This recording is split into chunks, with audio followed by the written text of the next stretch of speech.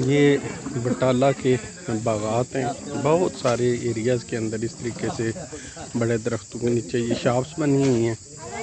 इसमें ये छोटे छोटे देसी मैंगो हैं, लेकिन इनका कुछ मीठे कुछ ऐसे खट्टे मीठे और बहुत ही अच्छा टेस्ट है इनका।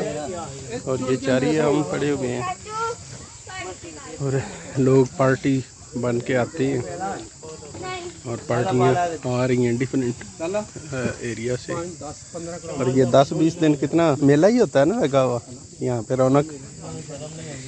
तो इस तरीके से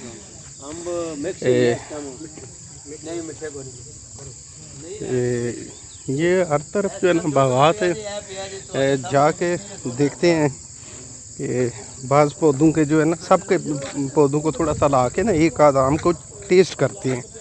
तो जिस पौधे के मैंगो जो है ना हमें ज़रा मीठे लगे, तो मैं कह रहा था जिस पौधे के ज़रा मैंगो मीठे लगें या अपना टेस्ट होता है तो अच्छे लगे, तो बड़े आराम से उसको जो है ना वो कहते हैं कि उसको चूना मारें, यानी लाते हैं पौधे को और उसमें से 10-20 किलो गिर जाते हैं। तो उसमें से आप अपनी पसंद के जो है मैंगोज़ इकट्ठे कर लेते हैं। अभी हम पार्टी कर रहे हैं, मैंगोज़ हम ले के आ चुके हैं। ये आपको हम कढ़ाई दिखाते हैं जिसके अंदर मैंगोज़ है।